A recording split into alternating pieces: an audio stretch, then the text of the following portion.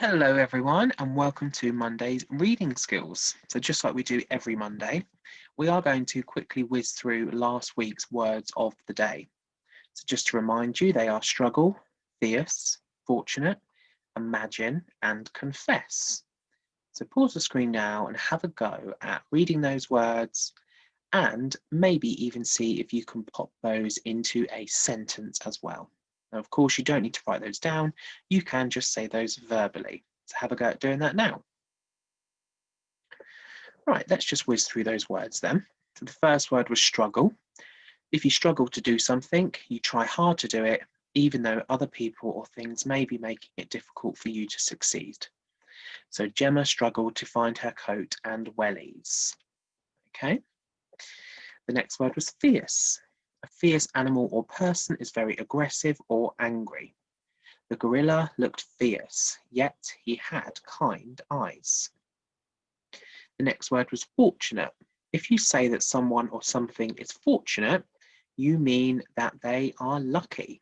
Julia was fortunate to win the books in the raffle.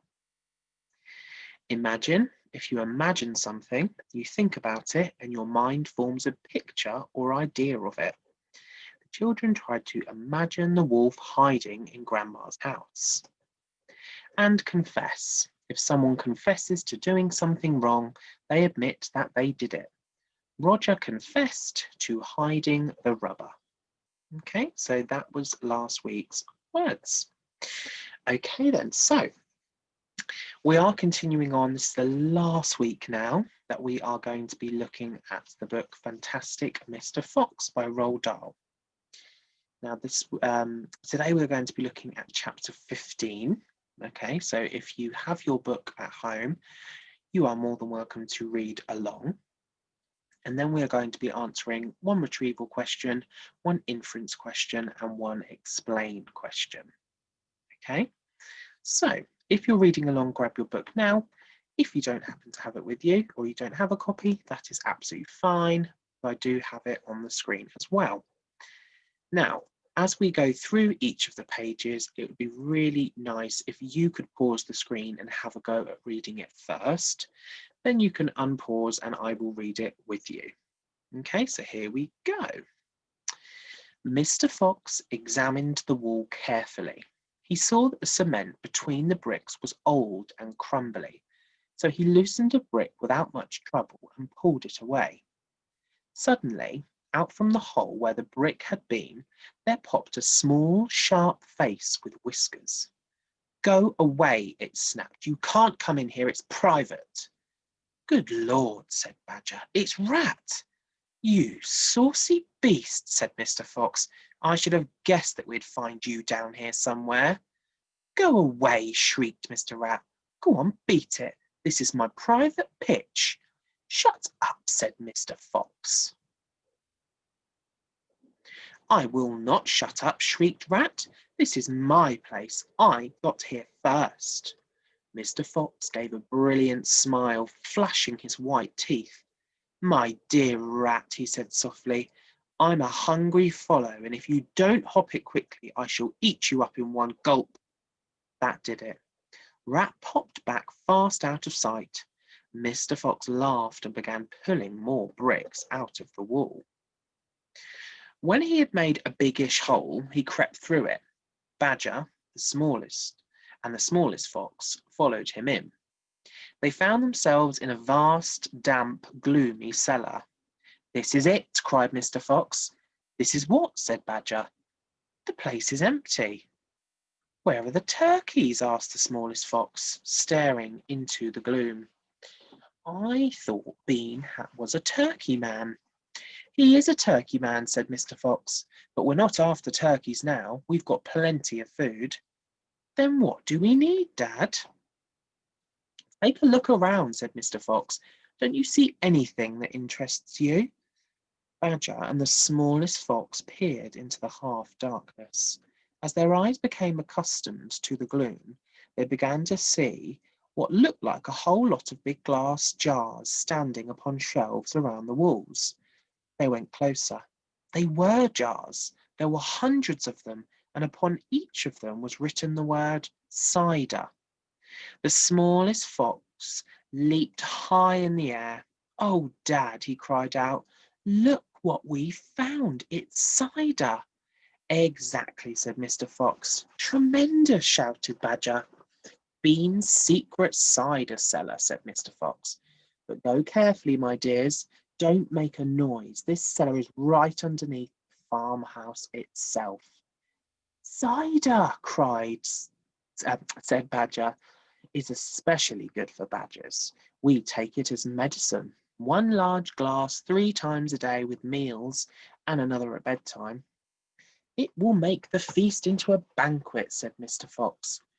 While they were talking, the smallest fox had sneaked a jar off the shelf and had taken a gulp. "Wow," he gasped. "Wowee." You must understand that this was not the ordinary weak fizzy cider that one buys in a store. It was the real stuff, a home-brewed fiery liqueur that burned in your throat and boiled in your stomach. "Ah," gasped the smallest fox, "this is some cider." "That's quite enough of that," said Mr. Fox, grabbing the jar and putting it to his lips. He took a tremendous gulp. "It's miraculous," he whispered, fighting for breath. "It's fabulous. It's beautiful." "It's my turn," said Badger, taking the jar and tilting his head well back. The cider gurgled and bubbled down his throat. It's like melted gold," he gasped. "Oh, Foxy, it's like drinking sunbeams and rainbows."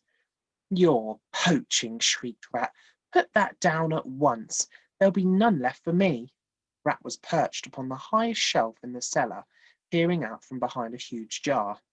There was a small rubber tube inserted into the neck of a jar, and Rat was using this tube to suck out the cider.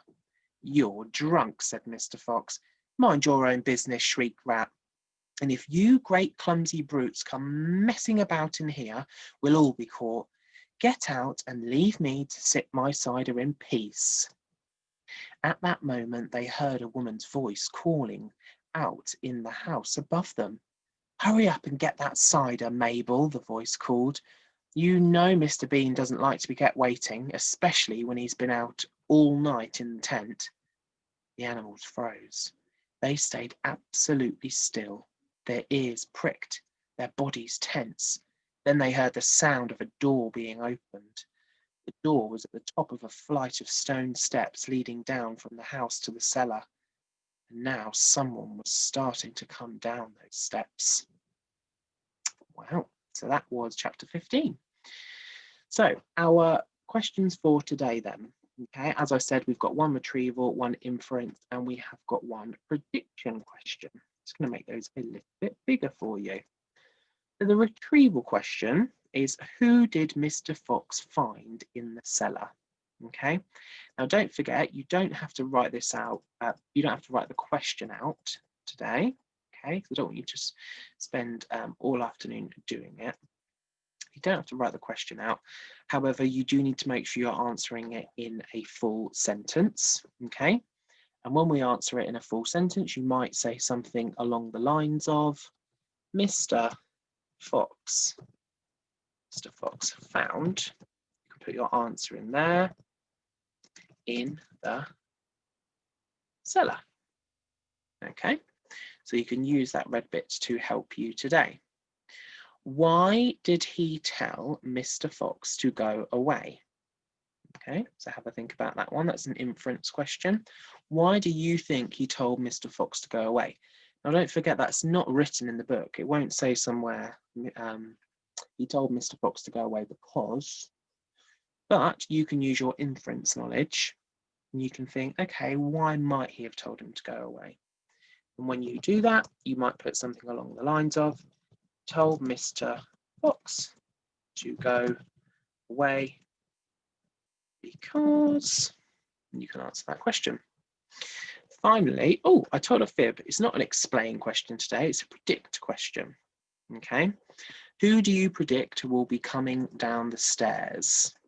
Okay, so for this one, you might put something like, I predict,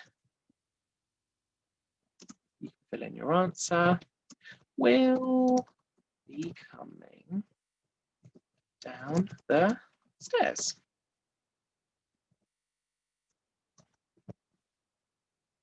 Okay, so hopefully those will help you. As I said, that way you don't need to worry about writing out the sentences.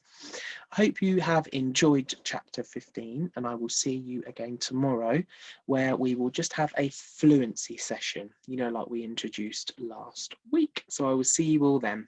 Bye, everyone.